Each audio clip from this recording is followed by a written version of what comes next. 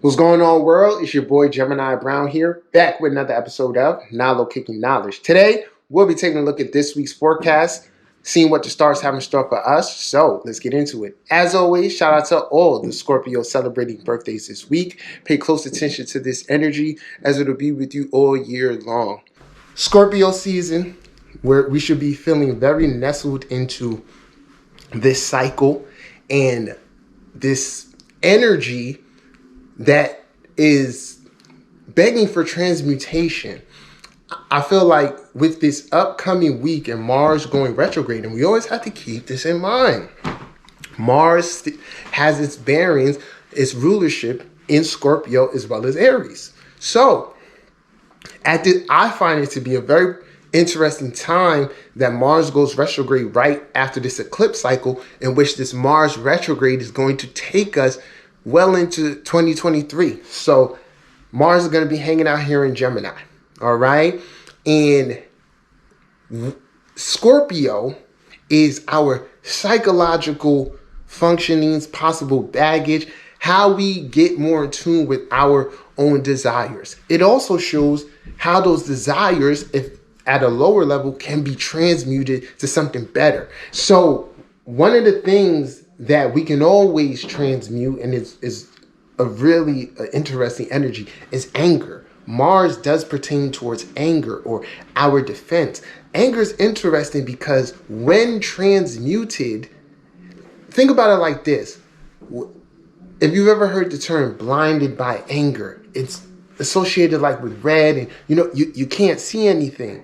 But imagine like a boxer. A boxer is someone who has controlled anger. They may have been hit, but they're so dialed in that they know how to respond. Okay. So in this time, especially with Mars being in Gemini, the easiest way to transmute the lower vibrational energies like anger will be through communication. Now, this is where it's a double-edged sword. For some, there's gonna be a need to experiment with different deliveries. You may need to be a little bit more aggressive or maybe even direct. Or on the other hand, you may say you're in a new environment, or you just overall want to improve in this area, trying a different approach in terms of communication. All right. And, for anybody out there who people would say you have an attitude, we're talking to you. Experiment with it. Turn on your work voice, or make it a point to try to communicate more effectively. Okay, so let's tune in a little bit more about what retrogrades are about, which is about reflection, reflecting, retraining. Specific emphasis on the retraining with Mars. Okay, retraining how we use our will, how we direct our will. And the hopes is that by the end of this cycle, whatever areas in regards towards intellectual pursuits that we may not necessarily function how we want to, that we will have a more improved way of operating within that realm, okay, of steering the wheel where it needs to be. So remember, I'm telling you, you want to look at it in the sense of that Mars is not here to fuck shit up. Mars is here to assist. You or we fuck it up when we get angry, or we're moving too quick. So if you can get into this understanding of like, all right, I wanna move like this, I need to move like this, you'll be all right. Okay, try not to be so reactive. Learn how you can think your way through things better. The next thing too is about experimenting with new ways of learning. As someone who's an educator, I'm going to be, sharing more tips about just how I learn and things that I know are effective in that regard. So, you would think yourself, like I said, if you're tired with a particular routine or a way of doing something, experiment. That's ultimately how you feed the Mars. Let it follow that curiosity. All right? Okay. Next thing I want to talk about here, I want to talk about is this square, this Mars square Neptune. Now, this is going to create a natural pull towards possible escapism or shadowy behavior. This is what can really continually make us defensive, reactive, or what you'll find here is we all within our beings we process things intellectually or logically. Okay, like for example, like body language. You go somewhere, you're like, hey, how you doing? Suppose the person doesn't say good morning back to you. They kind of just look or whatever, or you don't get the response that you feel. The way this Mars square Neptune is going, it's like paranoia can occur, or overthinking. Why this person got me fucked up? Or who they think they talking to? But then, the next day, the same thing might occur, and they have a completely different energy.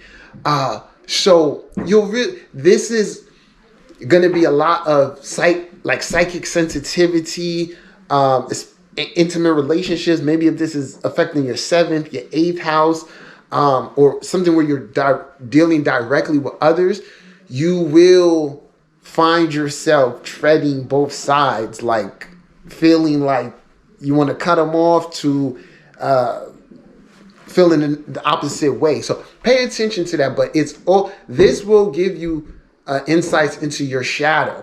Now, the next thing connected to this, and it's already playing out. It's already playing out. I'm not here to talk about the Kanye thing because it's literally Neptunian. There's so much confusion in it. There's no concrete right or wrong. And anyone with real eyes knows this. My best advice to y'all shouldn't have an opinion about that. And me and people who come to me in my life for my opinion, I don't have one, man. Or people I'm really close with, I'll be like, all right, I'm going to tell you what I think, but it may just go over your head. So I just feel like in situations like this is chaos energy and it distracts. But nonetheless, this is Mars square Neptune, and I feel like an energy that we're all going to be under, which is you don't really know what's what. And more so in this, I won't call it like a false prophet energy. Like I said before, there are going to be people out here that are talking about things that they don't really know. And just the way the nature of the world is, they'll be able to do that, right? Are they going to be exposed? I'm not here to say that. I'm here to say that you as the person receiving the message, you got to be able to discern what's real and what's not, okay? So right now we got Jupiter back here at 29th degree of Pisces. This is going to be really interesting. It's going to be really, really interesting. So naturally, you're going to want to tune into what was occurring for you in May. Early May, late April, right? When Jupiter was getting ready to exit. You can revisit these things with greater clarity and wisdom and understanding on what to do. So appetites can increase and there may be a natural pull towards excess, right? Or not feeling, with all these energies combined, I feel like we won't feel stable.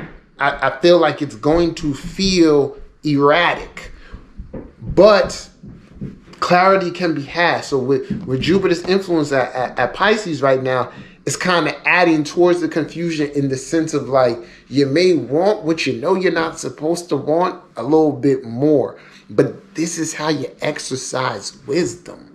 Wisdom is like, nah, let me refrain. And I've told y'all before, you want to get to a point where you're so in tune with your spirit guides and all of that when you exercise correct wisdom, you get a direct confirmation within the reality to let you know. Okay. Last thing I want to touch on this week, Venus is going to be conjunct the South Node, which will then be opposing the North Node. It can be a lot of fated events. Well, I feel like it can be a blast from the past too. But what's coming to me is like a blast from the past that maybe it was a missed opportunity then, or it can come into a missed opportunity now if we're not aligned enough, okay? So, pay attention to that.